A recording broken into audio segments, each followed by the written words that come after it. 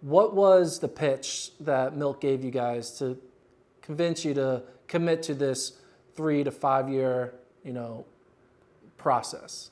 Yeah, it was. I mean, he told us it was going to be a process, and it was hard to buy in when the team was really bad. But he put a bunch of guys together, and started picking the top guys in the nation to get here. And like in my class, we had about 6 of us that were all really nationally competitive, and so.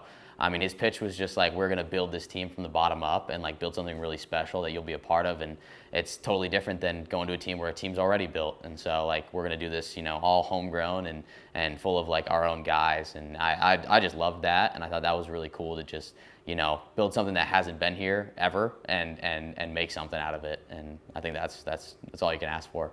Why did you believe that as an 18-year-old? My mom would tell me like, this guy's actually, he's not talking crazy. He actually means what he says. And she was a big believer in Coach Milt. And 18-year-old me, like I didn't really know the difference between Coach Milt and a bad coach necessarily, like training wise. But I just thought he was really intense and like he had a lot of fire behind what he said, and I didn't see that in the other coaches, and so I thought that was a huge thing, and my mom was like, I think he's actually genuine about that, and she wasn't wrong. So Milt has coached a lot of great athletes, not just at North Carolina, but also his time at Stanford. One notable athlete who had a phenomenal year this past year, Grant Fisher, won 2 Olympic medals, but went through the Milt system from his 18 to 22 years old. Do you see has Milt talked to you about the time he had with Grant during his early years in his career and kind of talked about how he is working with you to, you're probably looking to have Grant's type of career in 2028, 2032? Yeah. I mean, he's taken a lot of things that he learned with Grant and he's kind of evolved them over the years and like making it better. And I think a lot of people would think that like he would just try to do a carbon, copy of what he did with Grant. But I think he's done a really good job of like evolving with the times and like, different workouts and different things to kind of, help, develop with how technology is developing. And so I think he takes a lot of ideas and stuff that he learned with Grant and Sean and all the good guys he's had in the past, and he's just like continually evolving them. Is there anything different about going into this cross-country season for you individually? You have a long year ahead of you because you want to make that world team and race in September of 2025. So physically, how are you approaching this cross-country season to still peak come late November, but also not burn yourself out where you're still able to achieve what you want to achieve in 2025? Yeah, I mean, we talk about a lot, like this late start is actually a good thing for us. We didn't get a huge summer, and that's all right. A lot of the summer training was on campus, and so a lot of it's just like taking the season as building up and, just trusting that like all this base building we're doing right now, it'll be all right when we get to the national meet because we'll be ready for it no matter what. But it's definitely a delayed start and kind of, you have to evolve a little bit with how late the season's going. And I know that's in Coach Milt's mind. I just kind of trust the process and what he's doing so that I'll be able to be ready in September when that rolls around. There are going to be a lot of top guys who will be vying for an individual title that you won't see until the day of the race in November. Graham, Oklahoma State guys. How do you approach a race plan not really knowing your competition because it's going to be your first time racing them? Obviously, you've raced Graham a few times, but everyone's a different person when it comes to grass and cross country. So how do you strategically prepare yourself against competition that you really haven't seen? Yeah, I think it's just trusting our training, and yeah, we're not going to see them, I don't think at all really this preseason.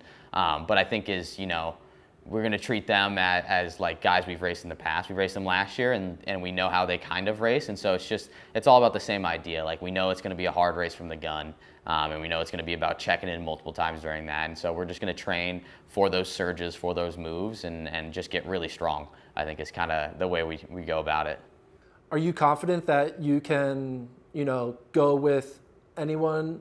Sometimes some of these newer athletes, the NCAA, can take it out, way harder, and you can cook yourself by trying to go with the athlete knowing that, like, hey, that's not something I can handle this early on in a 10K race. So how do you handle making sure you're not overcooking yourself if the pace is too hot in the beginning? Right. I think we learned a little bit about that at Nuttycombe, was just like kind of trusting the known factors. A lot of these guys that come in, you don't know where they are in training or in just like how good they are.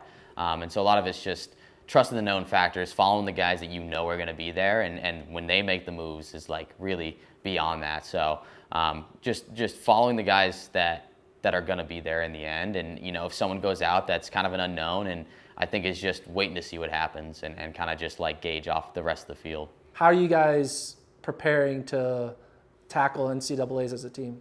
Yeah, I think, obviously the goal is to do better than we did last year. Each year we've, progressed and taken these logical steps, 10th 2 years ago to 6th last year. And I think we're definitely ready to take that next logical step along the way. And it's just going to be how we get there and trusting the training. And I think we're in a really good spot overall at Nuttycombe, and I think there's a lot of improvement there just from everyone. So I think it's exciting time to just be kind of in this base phase and still racing well. And I think that's a total, the whole team feels that way. Do you feel any pressure? Obviously finishing first or fourth really won't affect the team score, but finishing fourth or 18th could, if you have like a bad day. So is there a part of you that wants you to not risk too much to ensure that you're that guaranteed low stick that the team will need? Yeah, I think I definitely, I think the last 2 years was kind of that idea, especially sophomore year, was not to go out and burn yourself, because the team's going to need you. And this year it's like, I know I'm confident enough to make those moves, and even on a bad day, I'm going to be able to muscle it out and bring in a good position. I think that's how the whole team kind of feels, is like we're going to put every ball in play and make the moves we need to make. And I think that'll all come out in the wash, and we'll be really consistent. This is the final year likely at North Carolina. You have a potentially long post-collegiate career ahead of you. What's the most important to you right now, this final few seasons you have wearing the North Carolina jersey? Yeah, it's just, build a legacy here that'll hopefully last a while. I think when I came in, we had older guys that really wanted to do something special, and they weren't going to be here for it in the end. And so it's just kind of continuing that, and for the younger guys on the team is really helping them just like learn and step up and be able to make this, a national contending team for years and years down the road. And that's kind of I think the thought process that a lot of our older guys are on is just like, let's set this up for a really good last season, but also for the future, and kind of these younger guys to step into these roles. Do you feel like you kind of had a little bit of a baptism by fire last summer, going from, hey, I'm a good, solid NCAA All-American quality runner, to now like, hey, there's expectation on me. I could be top 3 in the U.S., and like kind of have that changed your maturity level as a runner now that there's a little bit of expectation on you?